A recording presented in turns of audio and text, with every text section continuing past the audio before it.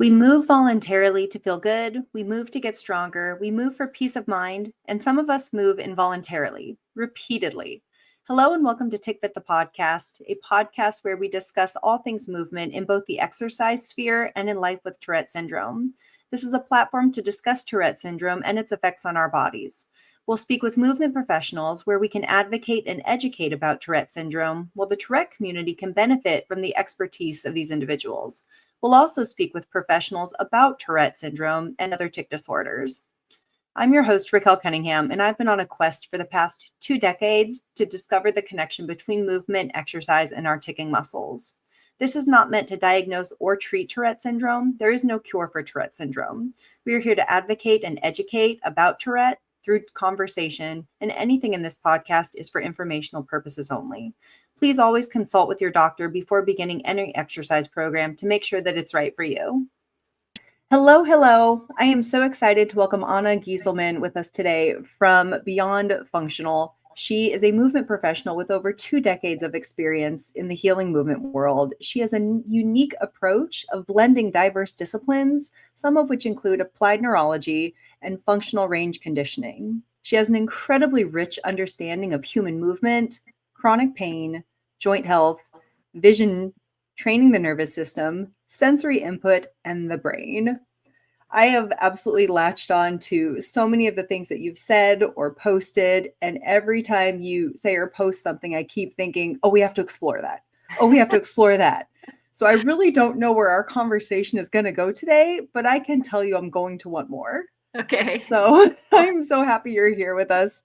Well, thank you for having me here. It's an honor to be here. Can you, where do we start? Can you tell us what applied neurology is? It's, it's different for different people, but I like to think of it as applying neurology concepts to an individual nervous system. And that's broad. That's a big, broad statement. It, in my practice, looks a lot like looking, first of all, at someone's intake form and why they're coming to see me. And usually there's some big red flags. And from there, working in through different sensory systems. So looking at their proprioception, their vision, their vestibular system, their hearing, looking at the function of their cranial nerves, and trying to figure out, number one, first and foremost, what is helping their brain to predict safety. Because that's the brain's main job, is to decide every single second of every day, are we safe right now? And are we going to be? It's a prediction.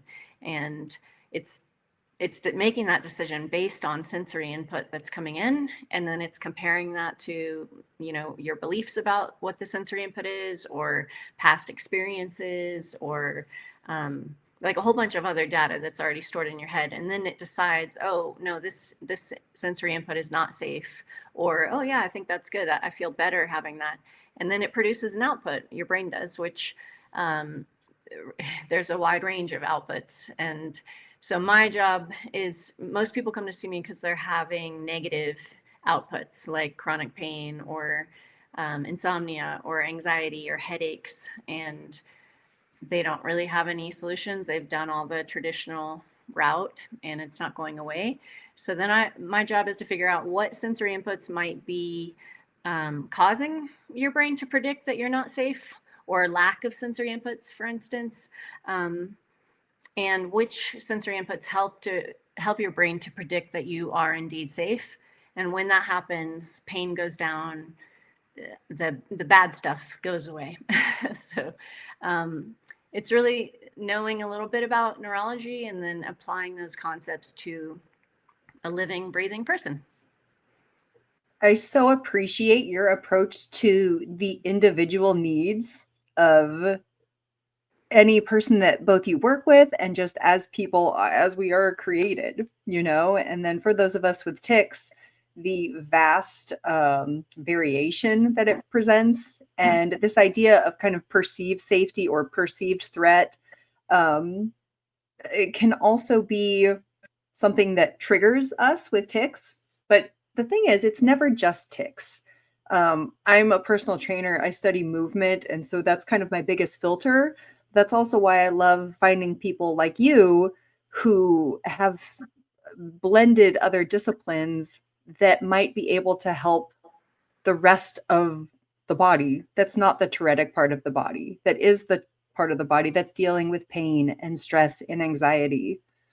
So how was it that you got started with applied neurology and kind of somatic movement?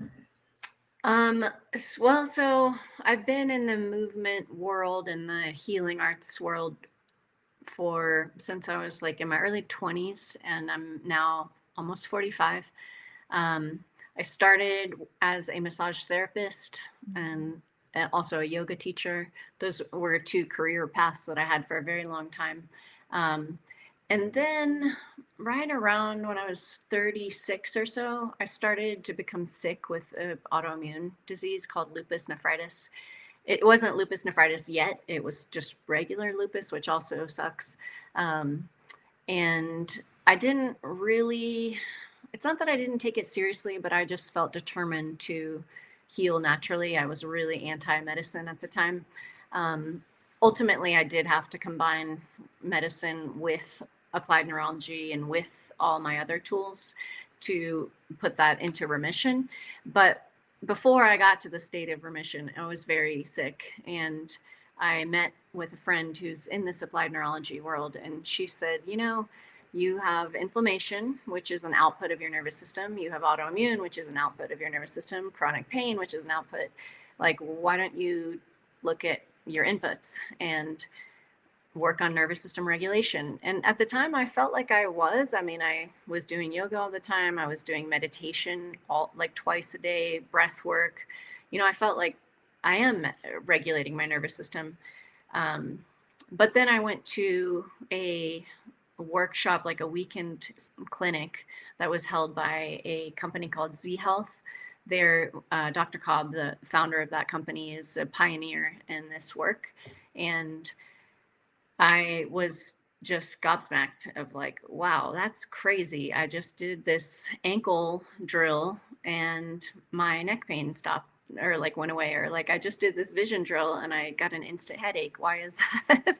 And so it just opened up a whole new way of looking at the body, which I'd never looked at the body that way, through the lens of my nervous system, and through the lens of the brain being the operating system, the governor of everything you're experiencing.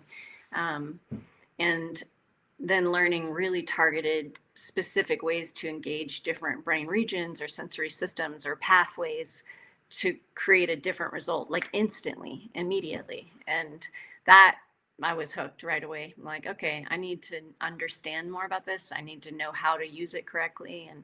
And so that started, and that was in 2019. And I've just been digging and digging and digging ever since. And then it just keeps going, right? The more we learn, the more we realize that we want to learn or what we don't know. Because gosh, first of all, autoimmune is a beast, and it affects so much more than just the body. It's the body, the mind, but like, what a fascinating character and resilience you have to learn and then open up and change what you thought you knew into ways that actually landed you where you are right now. Yeah, there was a lot of letting go in that time, and it was not easy. It's not like I easily let go. It was lots of struggle, but Right. But ultimately, I got so sick that I didn't really have much alternatives. I was starting to have kidney failure and lung failure and like big problems, and Big things on the line. And I just felt miserable. Like, it was the only time in my life, and like, I feel sad to hear myself say this, but it's the only time in my life where I saw the idea of death being like a relief. Because it was like, well, at least there's that, because I don't know how much longer I can tolerate this chronic pain. And so, yeah, it was dark times, but also it was a catalyst for me to transform and change and adopt new practices, open my mind to the effects of medicine, and Right. Just, transform, for sure. It also gave me a lot of empathy because prior to that, I had had a pretty healthy life and nothing really held me back physically. And once I had that experience, I no longer feel, when I see someone struggling with anything, whether it's mental illness or a physical limitation, I don't have this kind of like, oh, well, just get over it, which is how I used to feel. Like, oh, you're just not training hard enough, or you're just not like eating the right thing. All of that is gone. It's like, nope. The way we show up in the world is multifactorial. And yeah. Multifactorial. Somebody told me recently, and it doesn't get spoken of enough, like the depths that chronic pain can push the mind, right? When you think of life, death, unfortunately, it's not spoken about enough. Mm-hmm. But somebody had told me recently that humans are really the only species that have a say in the choice of their adaptations. There's things that happen to us, whether we're born with Tourette syndrome or we get hit with an autoimmune or something else in life altering happens to that person. But we do have a way that we can consistently work on our bodies that will elicit a different output, in spite of the things that we have to continue to struggle with and overcome. But now when it comes to these concepts of understanding one's own nervous system, like, where do you start when you start working with somebody with chronic pain that comes to you like in the depths of not sure where to go? Like, where do you start with someone? Well, so it largely depends on what their main complaints are. So if someone is like, at the end of my intake form, I have a whole checklist of like, do you have pain, headaches, all these things. And if there's a lot of check marks there, that's just telling me their threat bucket, their brain's prediction of threat is way overflowing. And my main goal, number one, is to figure out what their brain needs to feel safer, but also to inhibit how much they're having to deal with and process. And so oftentimes in the beginning, I'm testing out inhibition tools, like we might use earplugs, we might use colored glasses, we might do just a lot of breathing drills to make sure their brain's getting good oxygen. Nothing like fancy, no fancy eye drills, nothing challenging, just to help their brain to not have to deal with so much for a second. And if that gives us a positive response, then it's like, okay, we've just dripped a little bit out of the bucket, and now we can see what else works. And so yeah, if it's like a super high chronic pain, chronic anxiety, like not getting good sleep, everything's kind of awful, I'm thinking, okay, we just need to take the pressure valve off for a sec. And then eventually, once you find enough drills, and neuro drills is kind of what I call all of this. It's basically different sensory inputs or working with what the body's experiencing. Once we find at least 4 or 5 that I would call are just like home runs, so where right away we see a visible change, whether that's a reduced heart rate or more range of motion, or, like sometimes someone will just have tears coming through because that's a nervous system regulation technique. The body's trying to regulate itself. Once that happens a few times, then the brain is so much more open to trying things. But if someone's like really maxed out, you just can't move forward with like, all right, let's try this hard exercise. It's not going to work. It's going to crash. And so in the beginning, it's gentle and just trying to see what does the brain need to feel safe. That's the goal. How fascinating that there's, inhibition tools first to take some of the over buzzing off. Yeah. Whether it's too much visual, too much sensory, too much anything, how to take that kind of pressure off. Yeah. And I think, that I'm not an expert in Tourette's at all, but I think that is something that is worth exploring, because from what I've read, a lot of the tics and things can happen when there's too much sensory coming on. And so what do you do in those situations? I take away the load of sensory. So earplugs or weighted blankets or compression clothing, which doesn't always feel good for everybody. Right. Colored glasses, environments that are less stimulating, less bright lights, less people, and just try to dial it back a little bit. Yeah. It's, yeah, the sensory component of overexcitement or too much stress. Or honestly, there's kind of two camps when people get sick. For some people, it increases their tics. For some people, it decreases their tics, and really whittling things down to figure out that person's nervous system.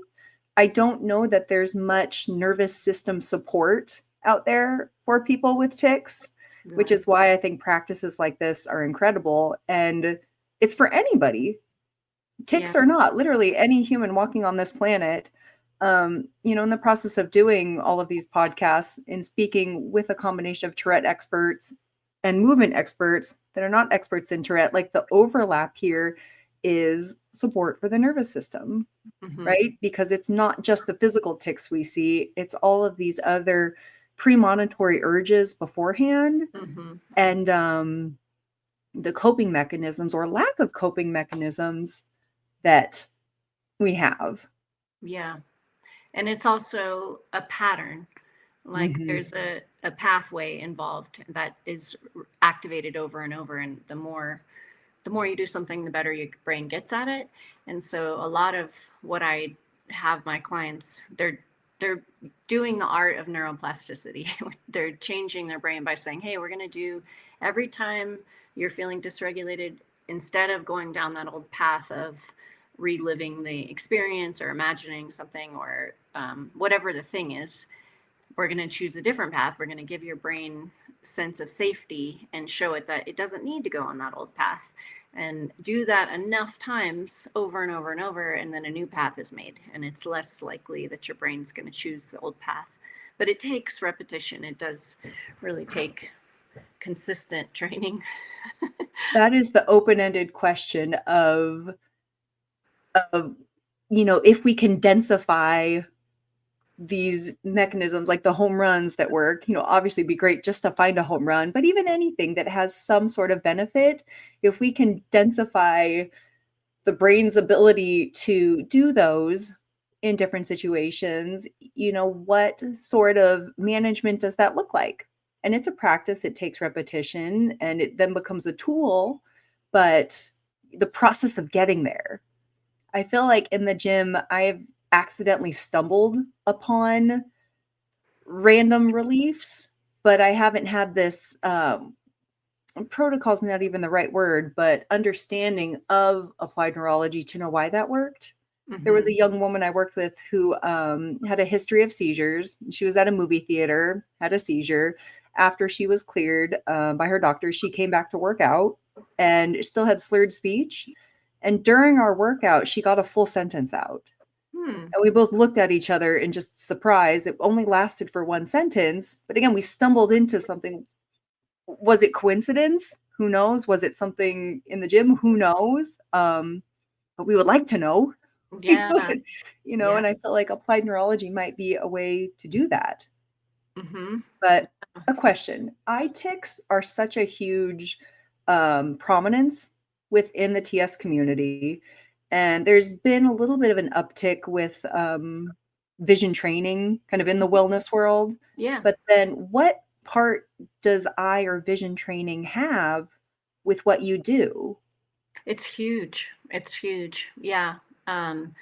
So every person is different as far as what they respond well to, and also the dosing of what they respond to. So, like when I was really not well, I couldn't even do vision drills without having a protective response, like headache, nausea, almost instantly.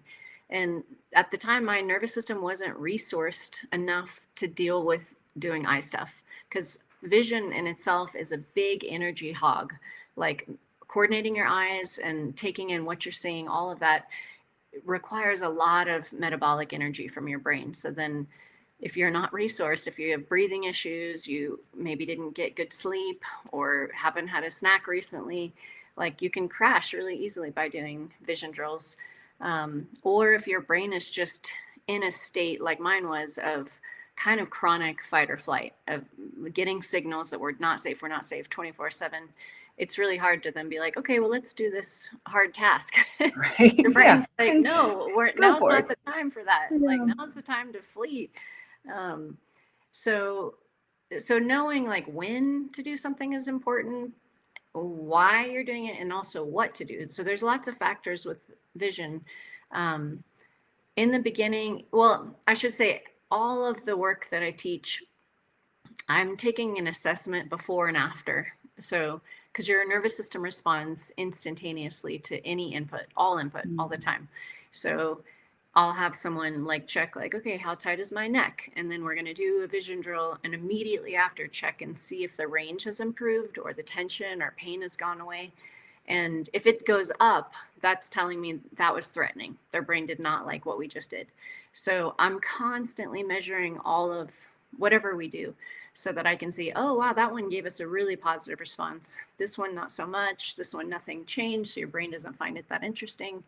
And keeping track of all those things and then basically piecing that together to make a plan of like, okay, these are the kind of drills that your brain is responding well to. These are the ones that finds threatening. We'll get to those later, but right now let's just create safety until your brain has a sense of safety often enough to where then you can start to go towards areas that maybe in the beginning were threatening and see if you can turn them safe. But with Tourette's, with Tourette, it's I'm not, again, I'm not an expert, but from what I've read, there's a component of the frontal lobes, the front of the brain, not doing as good of a job of inhibiting as it should be. And vision drills, vision and it as a whole comes from the whole brain, but the movement of the eyes is driven by the frontal lobes, by the front of the brain.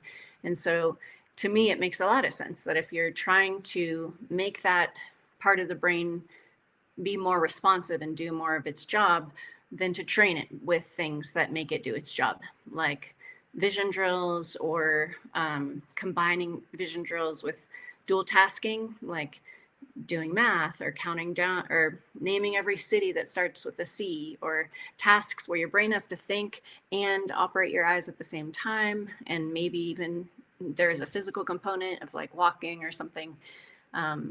That's a pretty big stack, what I just listed. That's not where I would Right. start with someone, but it makes a lot of sense that you would work with the eyes to see if that can create a more inhibitory change in the body and what the body's expressing.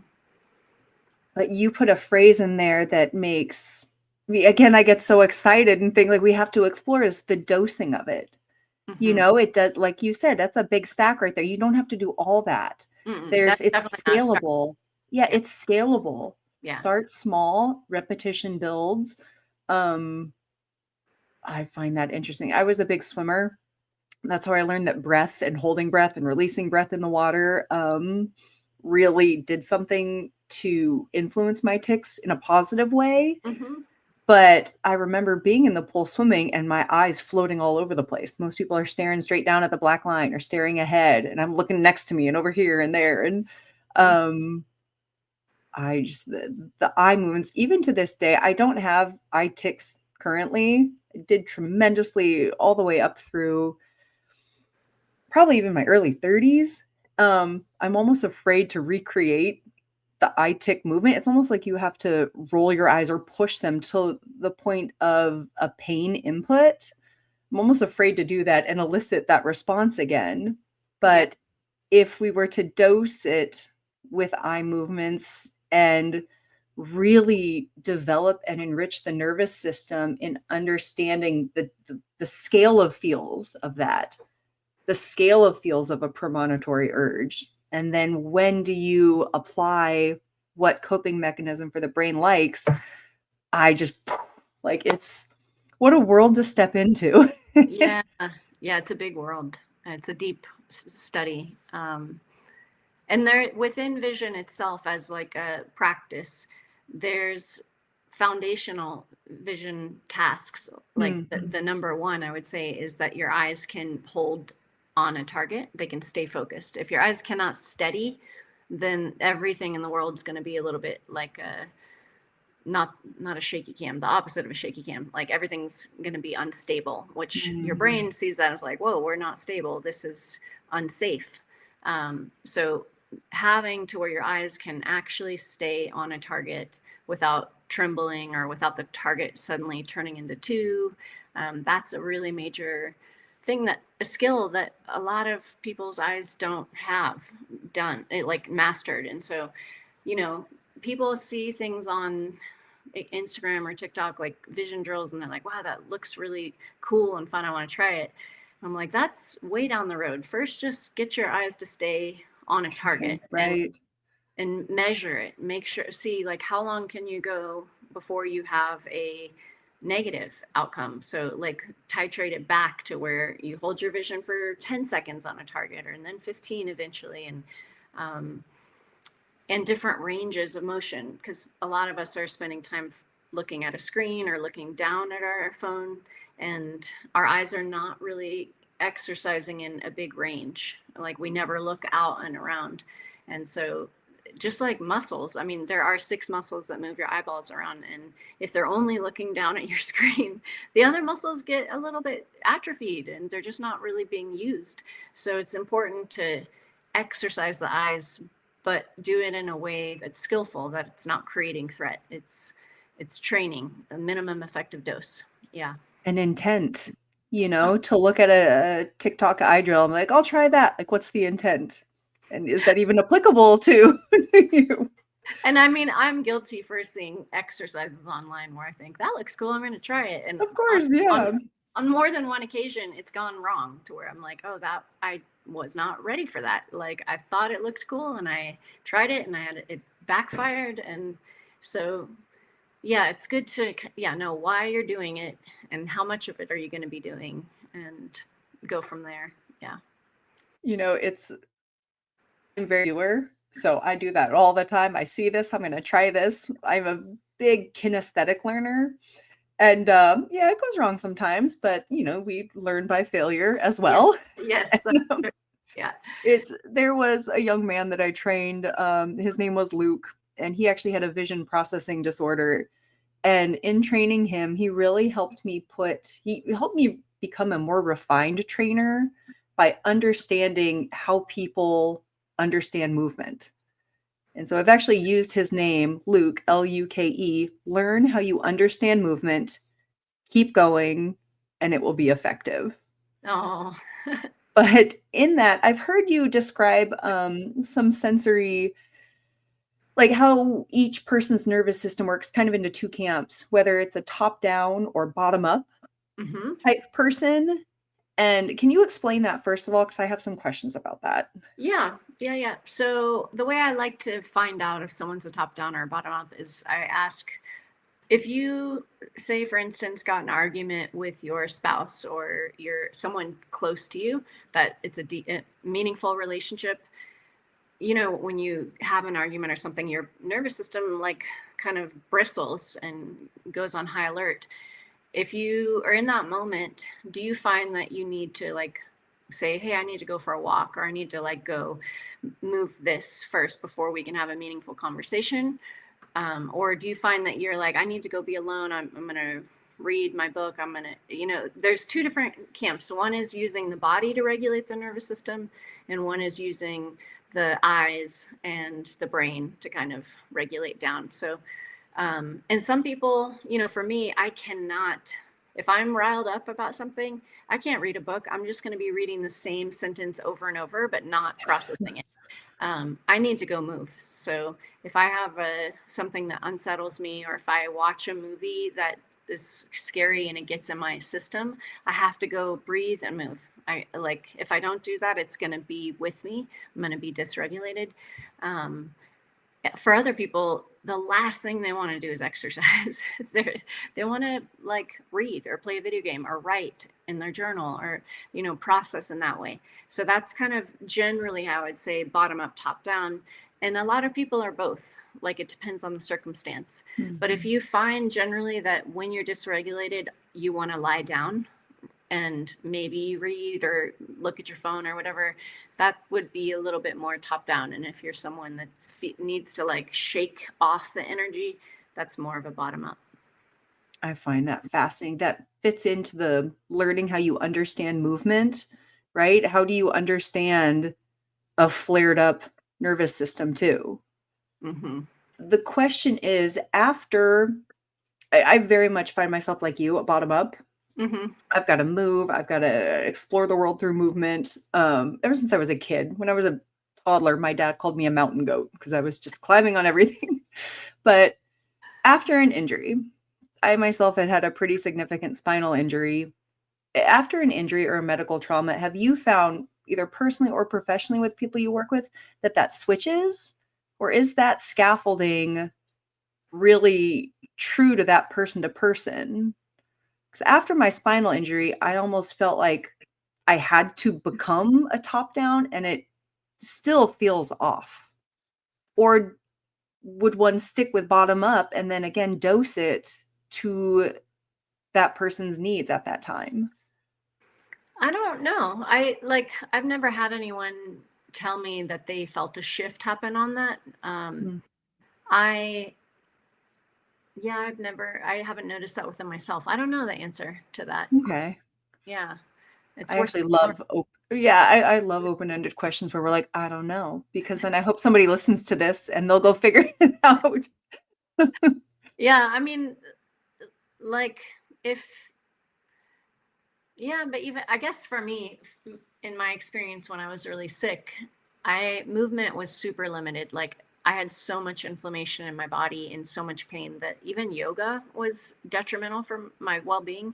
So I just really slowed everything down. My Mm, main movement or regulation was either walking really slow with the dog at the dog park, or doing gentle somatic movements on the floor, like kind of Feldenkrais style okay. movements, where there's no impact on the joints.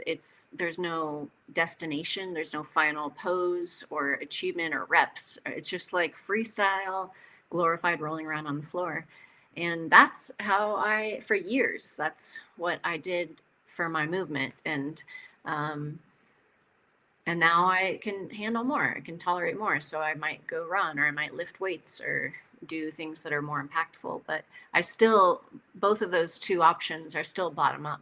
They're just Right, right. how much can my system tolerate? Yeah.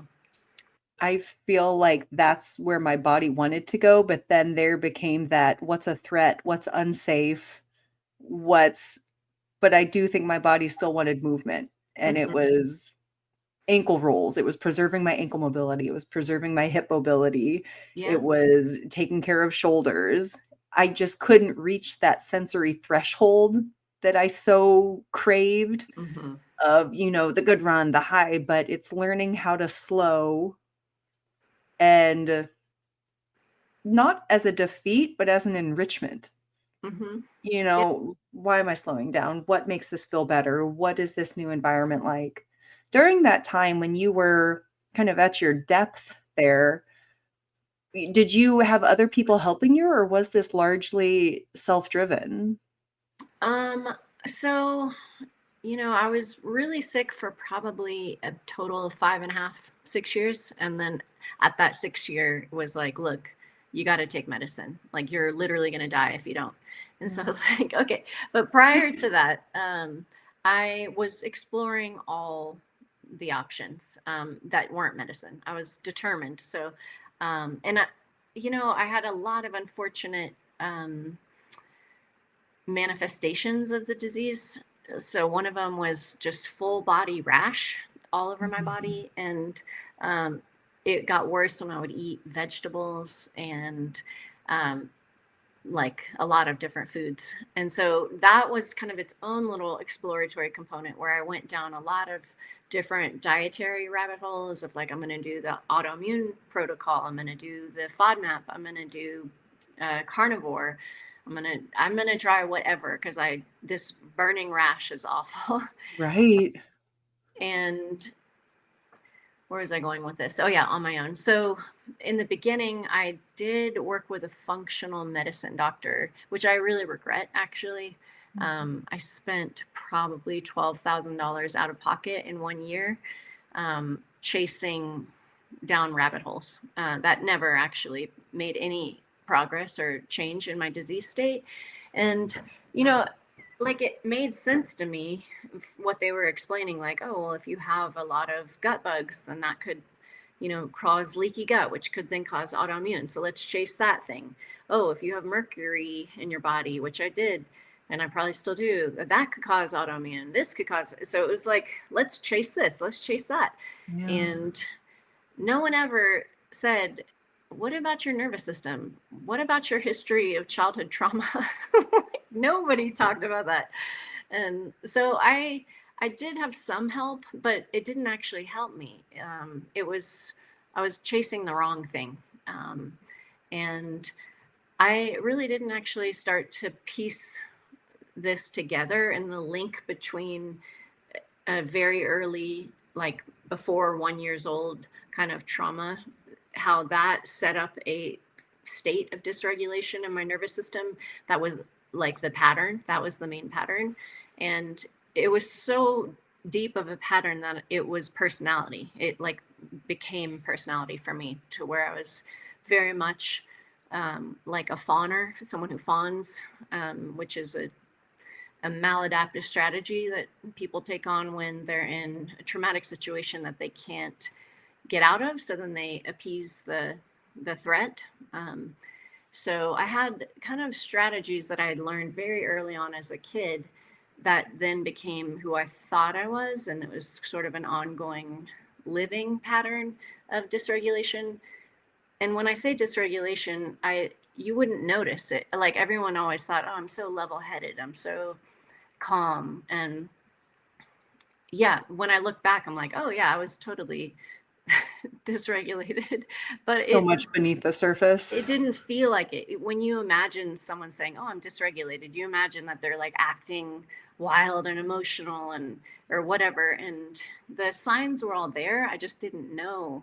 I didn't know the language of my nervous system. So so that is really where, when I started learning about the nervous system and started learning about trauma, and that's when things started to unfold more, to make more sense. And I was realizing, oh, okay, I need to make a new pattern. I need to rewire these patterns, in addition to doing Western medicine and doing things to just calm the immune system down. So it was largely sort of self-exploratory. Just, you go down one path and it doesn't work.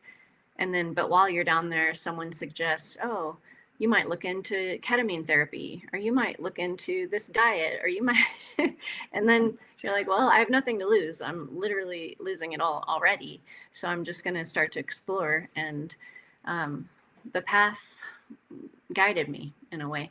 Yeah. Your story of resilience is so incredible, Anna. Like, it's the things that you've gone through, realized, and then flipped to study and then give to others is really extraordinary. Well, thank you. No, thank you for being so open and sharing all of this, because it, to look even keeled with all of this underneath happening, is not dissimilar to somebody trying to keep in their tics with all of these things happening, with the vast variation that can happen, some of them being self-harm, some of them there's just so much that the body deals with, hides, but then also exposes, given proper tools. Yeah. It's really remarkable. We're all doing the best that we can with what we know, with how we work with our nervous system, with how we work with our psychology, with our relationships. Like, we're just doing the best that we can. And it's a pleasure for me to be able to share this knowledge. I never set out with the intention to have a lot of followers on Instagram, or what my intention was there was just like, wow, these tools are so powerful for me. They're so simple and anyone can do them. Like, why doesn't everybody know how to regulate their nervous system? Like, why Right. isn't this a well understood thing? So I just started sharing, and people were like, wow, that helped me. Cool. And it worked in that way organically. Yeah, I like, if I find something that works, I'm going to share it. And I don't believe in gatekeeping, especially when it comes to healing. Like, we're all working on something, you know? Absolutely. Yeah. Right. There's no point in gatekeeping. It's And even within the who applied, does that benefit? Yeah. I'm just like, there's so many people that need help that it, I don't need to like hoard this or try to, safety guard it. It's like, there's so many people that need help. The people that need you will find you, and they'll find this other person that they resonate with more. And that's all good. Yeah. What an incredible network that is, right? I feel grateful to be able to refer people to you. Like this, I had a question. It flew out of my head because again, I've got 8 different ideas going on. Bring it. I'm open. What does your movement landscape look right now? Everybody pushes your 6-week program, your 8-week program, largely driven by aesthetics. But when we're talking about a movement healing program, like what does that look like, both for you personally or something that you help develop for someone? Like, what does right now your movement life look like? My personal practice is it's harder movements. I'm big into lifting weights, and I'm getting better. I don't love cardio. I actually kind of hate it, but I'm forcing myself to get comfortable with it. So I'm doing more like interval training and things like that. Things that I don't crave. Like, I could lift heavy weights all day and feel good, but I'm stretching my comfort level around that. I don't do any yoga anymore. I stopped that years ago. I just found it actually made my joints hurt a lot. And so I don't do the physical asanas of yoga, but I still meditate. I still have like a mental practice of trying to get my mind right every day. And that could be different. Sometimes it's listening to like a Ram Dass meditation. Sometimes it's just staring at the clouds and breathing. I'm very not a rigid person. I don't do well with lots of like forced structure and rules. So that's my practice. It's always evolving. And what do you do for joint health?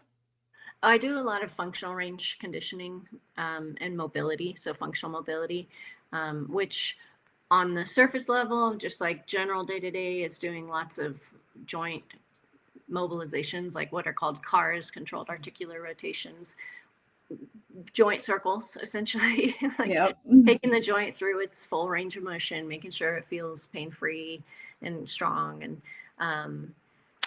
And then if I find a joint where I'm like, ooh, that's kind of sticky today, or if I'm, say, for instance, about to do a bunch of squats, then I'm going to spend a little more time on my hips and my low back and maybe my knees some, making sure I have enough sufficient range in the joint capsule before I then load it. And so just doing sort of functional range conditioning work. And then I mix in neuro for whatever I'm working on. So if I'm working on flexion-based tasks, I'll do some eye drills or things that support flexion tone in the body, flexor tone. Or if I'm going to do a bunch of stuff that requires good balance, I'm definitely going to work on my vestibular system prior to. So I kind of sprinkle in neuro based on what I'm feeling that day. I don't have a one thing I'm working on. I am trying to fix some stuff that's going on with my eyes, and that's an ongoing daily practice. But when I'm doing like my workout, my practice depends on what I'm doing. For my clients, most of the people come to see me, they have an issue. They're not, I don't get that many like athlete types. Usually I get people Maybe that, you should. My well, gosh, the things that they could do. I know that's true, but I'm actually, there's other applied neurology trainers that are really good with athletes. Like that's their jam. And I'm not really a sporty person. Everything I do is solo, like hiking, running, swimming.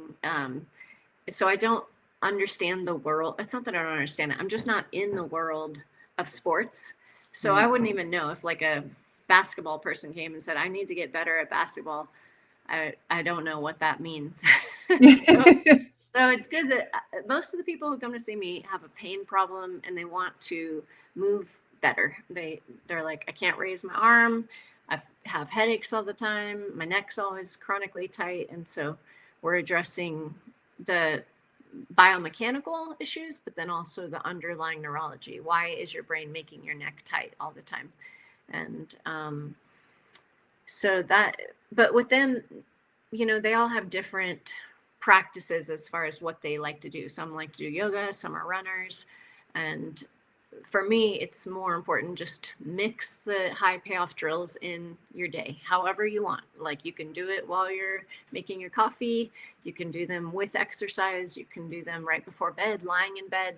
It's less about when and more about the repetition of sprinkling it in throughout the day. Create safety in your nervous system throughout the day. And that's what matters more to me. Yeah. That makes a lot of sense too, right? Because I mean, all of a sudden, if you do it routinely at the same time every day, like your body would know, oh, this is when I feel safe in the day. But if you sprinkle it throughout your day consistently, then you hopefully might be able to find a way to train your body to feel safe throughout the day in various situations, in Yeah. various environments, Yeah. not just in your safety time of day. For sure. And Right. there's, like I was saying in the beginning, your brain all day, every day for your entire life is trying to predict, are we going to be safe all day? So you could do a bunch of neuro drills and yoga and whatever, and you feel awesome. And then you get in the car and you get some sensory mismatch because your eyes and your inner ear are saying different things about what you're doing in that moment. And you get out of the car and whatever you did an hour ago, that's gone. Your brain now is saying, we are not safe now. And then tension comes in, or pain, or headaches, or whatever. So what's very valuable is for people to pay attention to notice when they're having protective outputs, which are all the things we don't like to experience: tension, pain, headaches, nausea, insomnia, anxiety, depression, like all the things that you don't like experiencing. Those are kind of like a cry for help from your brain saying, I don't think we're safe right now.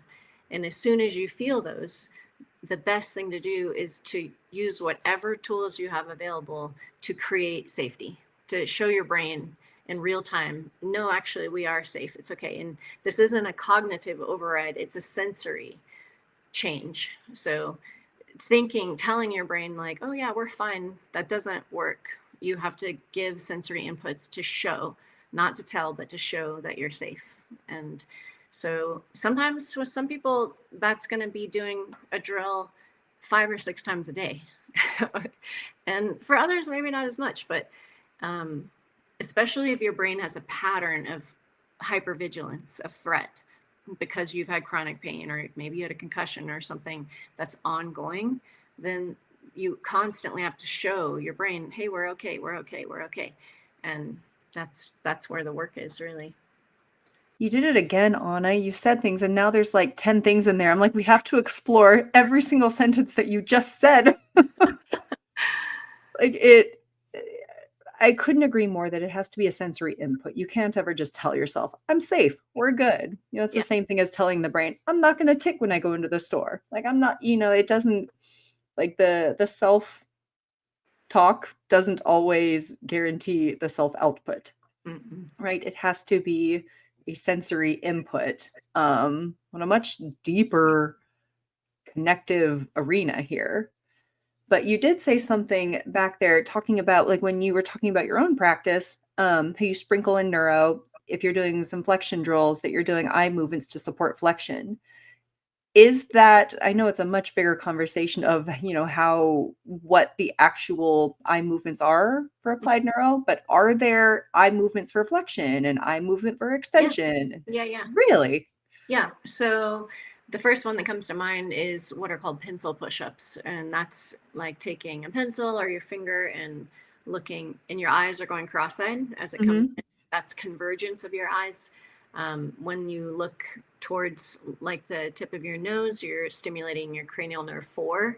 And then if you're looking towards like your third eye, it's cranial nerve 3.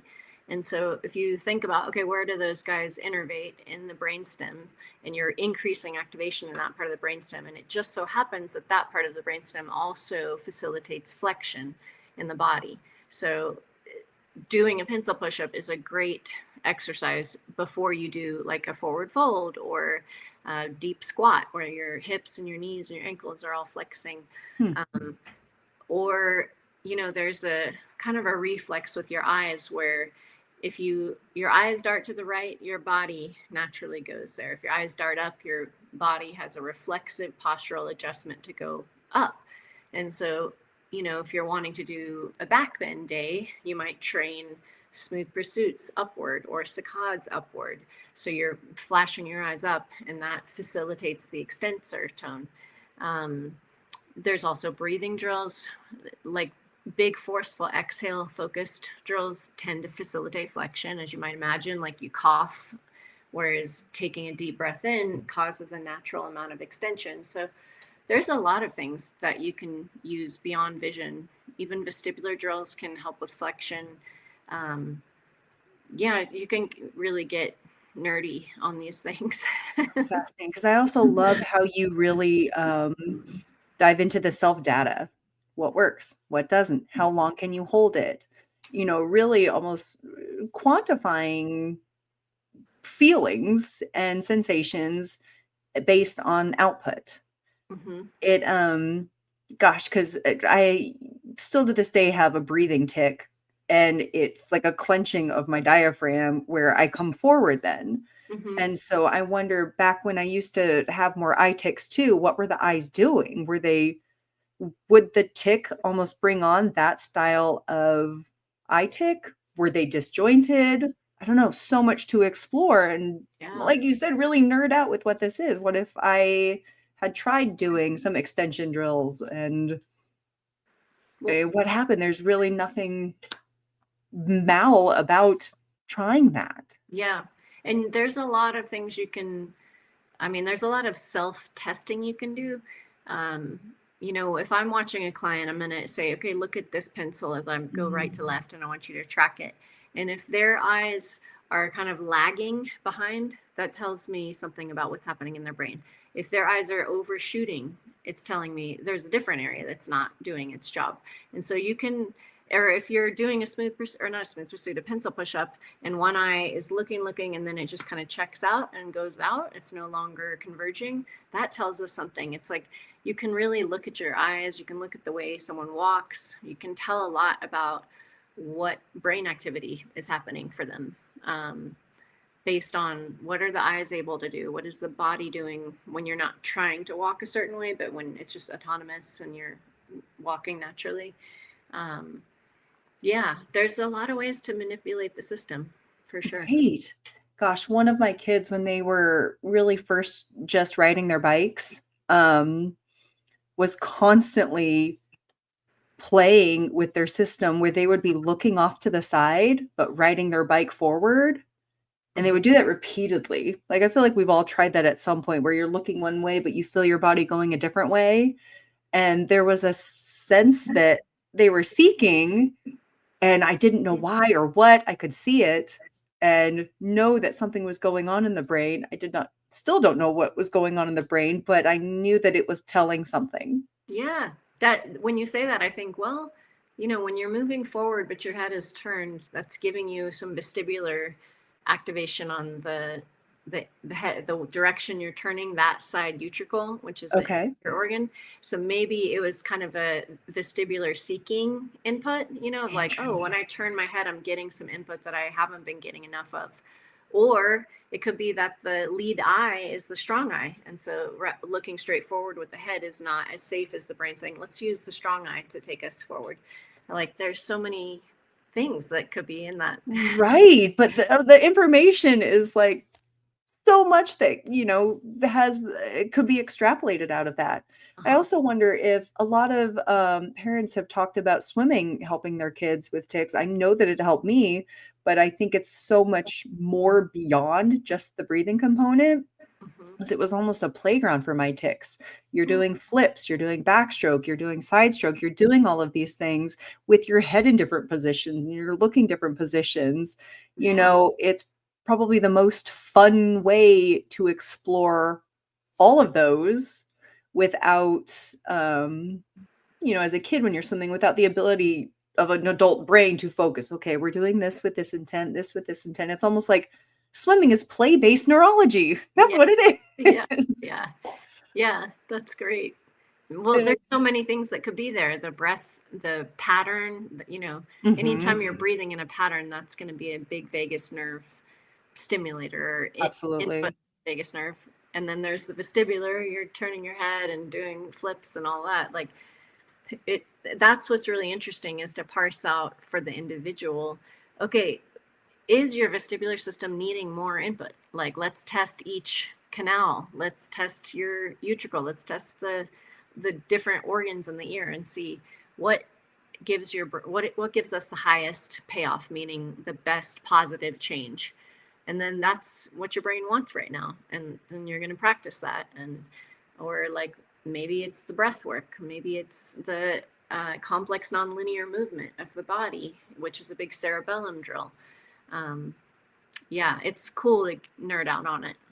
I told you I was gonna want more of this conversation, right? It's just so many, I actually get a little bit emotional because it's almost exciting that in an area where people aren't sure where to turn, how do I get help for this? You know, these eye ticks are hurting me. These neck ticks are hurting me.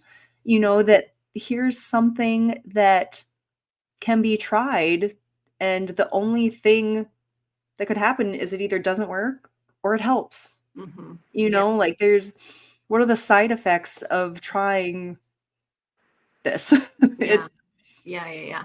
It's it's if you are already in a super high threat bucket, meaning you're having lots of pain and lots of protective outputs, um, the the risk is higher because if you give your brain input that is just adding fuel to the fire, you feel bad. right. So that's why I'm always kind of like, be careful what you just randomly try or how much of something you try because you can feel bad for a few hours afterwards. Um, Especially that's with vestibular, right? I mean, you can be especially, nauseous and yeah, yeah, disoriented, you know, yeah. vertigo feelings, So, like yeah. So, um, you know, adjusting your input levels based on your tolerance and where you're at right now in life and your body and what you're used to doing and what you know about yourself. So yeah, yeah. And everything can be adjusted. So if I have someone who has obvious vestibular issues, but they're super sensitive, like if we do too much, they're probably going to vomit. I'm going to have them do their vestibular drills sitting down. And we're only going to do like maybe 2 or 3 reps of a head movement. That's it. And that's it. right, And then right. once that's okay, then maybe we'll try that standing or maybe, yeah. So, and then if you get someone who's like an athlete, they're going to do 20 reps and they're going to combine it with some vision thing and they're going to stack it up because their brain is used to that. Right. Yeah. Anna, thank you so much. I have so enjoyed this. I will put your website and your Instagram handle in the show notes. It's beyondfunctional.net. And I'm just so appreciative to have conversations like this with a combination of your expertise in individualization and also open mindedness with just the human condition, is what Mm. we will call it. It's a big condition. It is a condition that we all have. Yeah, it's a work in process for everybody. So thank you for having me on. It was a pleasure talking with you and I appreciate you extending the invitation. Oh, this is great. And as I said in the very beginning, I want more. So thank you again very, very much. Cool. Let's do it again. Deal. All right. Take care. We love providing a platform for sharing ideas about living with Tourette syndrome and other tic disorders. While we strive to keep the content evidence based, please understand that exercise science, information about Tourette syndrome, and its co occurring conditions are constantly evolving. The content shared in this podcast are for informational purposes only and should not be considered medical advice. By listening to this podcast, you agree to not use the information as a substitute for professional medical advice or treatment for yourself or your child. As always, consult your healthcare provider before making any medical decisions or starting any treatments related to Tourette syndrome or other health conditions, which also includes mental health. This disclaimer also applies to any guests or contributors to the podcast. TickFit and the podcast team do not take any responsibility for any actions taken based on the information provided. Our goal is to educate, support, and raise awareness, not to diagnose or treat any medical condition. Thanks for listening.